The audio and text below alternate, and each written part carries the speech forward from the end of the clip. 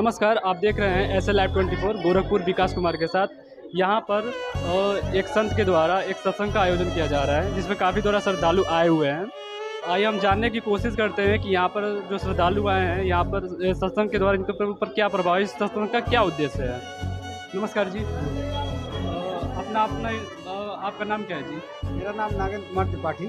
और आप यहाँ पर किस उद्देश्य से? हम यहाँ संत रामपाल जी महाराज जी का जो मंथली सत्संग होता है पहले रविवार को, तो हम सत्संग सुनने आए हैं। सत्संग सुनने जी, और यहाँ पर तत्वदर्शी संत रामपाल जी महाराज का जो सत्संग है हाँ, वो किस विषय पर आधारित है और उनका क्या उद्देश्य है?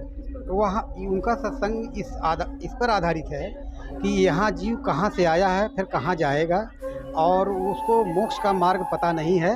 उस मोक्ष मार्ग को, और यहाँ जो संसार में वो आया है और यहाँ दुखों से वो ग्रसित है, इतनी पूजा पाठ करता है लेकिन दुख उसके कटते नहीं देवी देवताओं के, तो उनको ये बताने आए हैं सतभक्ति के द्वारा कि किसकी पूजा करनी चाहिए जो यहाँ भी सुख मिलेगा और शरीर छोड़ने के बाद आप मोक्ष भी प्राप्त करेंगे। तत्वदर्शी संत रामपाल जी का सत्संग हमारे भारतवर्ष में काफ़ी ज़्यादा संत हैं जी, तो बाकी काफ़ी संतों से इनका सत्संग कैसे अलग है? इनका सत्संग जो है हमारे पवित्र धार्मिक ग्रंथों पर आधारित है, और समस्त संसार में जो धर्म और चल रहे हैं, जो पंथ और चल रहे हैं, उनके भी पंथ के पवित्र धार्मिक ग्रंथों पर भी आधारित है कि वह परमात्मा कौन है जो एक है, सब दुखों को दूर कर देता है और मोक्ष भी दे देता है, और यहाँ भी सुख शांति भी प्रदान करता है। और आप अपने बारे में बताना चाहेंगे, आप वैसे वैकेशनली प्रोफेशनली करते क्या हैं? वैसे हम शिक्षक हैं, inter college, government inter college के शिक्षक हैं। साइंस हम पढ़ाते हैं, साइंस में वो भी बायोलॉजी और केमिस्ट्री मुख्यतः हम पढ़ाते हैं।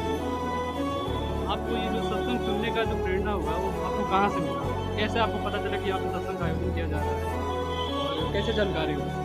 ये सत्संग का आयोजन जो हो रहा है, मैं संत रामपाल जी महाराज जी से 2013 से जुड़ा हूँ, और इनसे जुड़ने का कारण था, ये बड़ी लंबी कहानी है कि मैं संतों का सत्संग सुनता था, टीवी पर बहुत सुनते थे हम, और बहुत धार्मिक ग्रंथों को पढ़ने की मुझे बचपन से रुचि थी।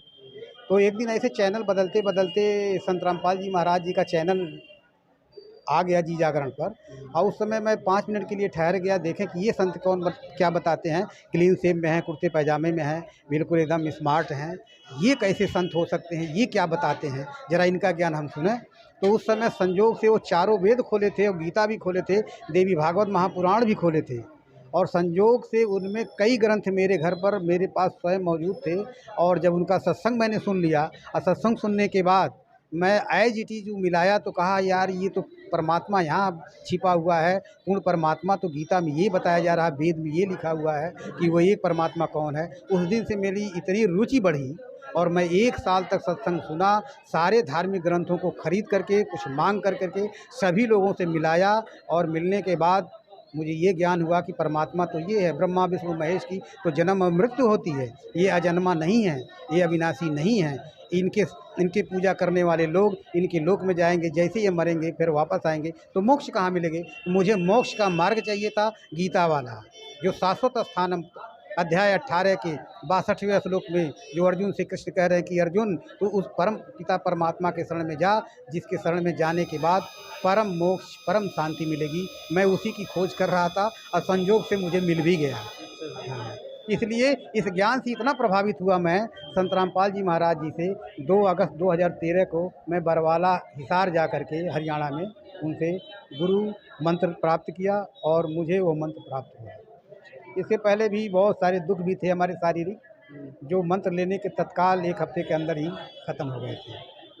जो तत्वदर्शी संत रामपाल जी का सत्संग है, इनके द्वारा बताया गया विधि के द्वारा मतलब कबीर साहब जो हैं वो सर्वश्रेष्ठ भगवान हैं जी, तो वो आप हमारे दर्शकों को बताइए कि कबीर साहब ब्रह्मा विष्णु से भी बड़े हैं जी, इसका प्रमाण कहाँ है? इसका प्रमाण हमारे गीता में है, और इसमें भी है, चारों वेद में भी है।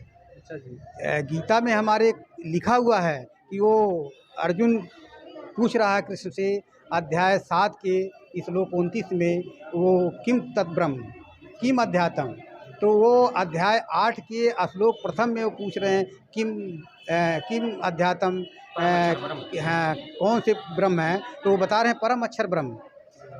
तो वो तीसरे श्लोक में गीता अध्याय 1 के जो प्रश्न अर्जुन कर रहा है वो अध्याय 8 के तीसरे श्लोक में बताया कि वो परम अक्षर ब्रह्म है। वो जैसे ब्रह्म 3 होते हैं, ब्रह्म, पर ब्रह्म, परम अक्षर ब्रह्म। ब्रह्म पर ब्रह्म से थोड़ा कमज़ोर है और पर ब्रह्म परम अक्षर ब्रह्म से कमज़ोर है। वो परम अक्षर ब्रह्म वो गीता अध्याय 8 के श्लोक 3 से प्रमाणित कर दिया कि वो परम अक्षर ब्रह्म है। और अध्याय 15 के श्लोक 16-17 में 3 प्रभुओं का वहाँ वर्णन भी किया गया है, क्षर पुरुष और अक्षर पुरुष, या कह लीजिए ब्रह्म, पर ब्रह्म और हाँ परम अक्षर ब्रह्म। अच्छा, आप हमारे दर्शकों को ये बताइए, तत्वदर्शी संत रामपाल जी से दीक्षा लेने के बाद आपको क्या फायदे हुए, क्या लाभ हुए? तत्वदर्शी संत रामपाल जी महाराज जी से दीक्षा लेने के बाद सबसे पहले मुझे ये आध्यात्मिक जानकारी हुआ कि हमको मोक्ष का मार्ग मिल गया, सही सतभक्ति मार्ग मिल गया। जो हम पूजा कर रहे थे वो किसी काम की नहीं थी, न यहाँ का सुखदायी था और न मोक्षदायी भी था, इसलिए वो व्यर्थ था, वो व्यर्थ था। तो हमको इनके सत्संगों से, इनके प्रमाणित ज्ञान से ये हमको मिला कि सतभक्ति क्या होती है, उससे कैसे लाभ लिया जा सकता है और कैसे लाभ लेना चाहिए, वो सब हमको मालूम हुआ और लाभ भी खूब हुआ। हमको कई बीमारियां थी। मतलब आपके अनुसार जो तत्वदर्शी संत रामपाल जी सत्संग बताते हैं उन्हीं का सत्संग ही विधि पूर्वक है जी, बाकी सब किसी का विधि पूर्वक नहीं, किसी का नहीं। सभी संत अपने कल्पित मनमुखी ज्ञान देते हैं, जो उनका सत्संग किसी भी पुराण से, किसी शास्त्र से, किसी वेद से प्रमाणित नहीं है, वो मनमुखी मनमाना आचरण करके देते हैं। और इसमें गीता में भी लिखा गया अध्याय 16 के 23 में, जो मनमुखी मनमाना आचरण करता है वो न सिद्धि को प्राप्त होता है, न सुख को प्राप्त होता है, न मोक्ष प्राप्त करता है। इसलिए अर्जुन 24वें में लिख कह रहे हैं, इसलिए अर्जुन तू शास्त्र विद को त्याग कर मनमाना आचरण न कर, तू शास्त्र ही प्रमाण मानो, जैसा शास्त्र कहे उसी तरह से वो तुम मानो। अंत में लास्ट में आपसे एक क्वेश्चन है, आप हमारे दर्शकों को ये बता दीजिए और संत रामपाल जी का और इसका क्या उद्देश्य है, मतलब जो सत्संग आपने सुना है इससे को हमारे दर्शक समाज को क्या संदेश देना चाहेंगे? तो हमारे दर्शक समाज को ये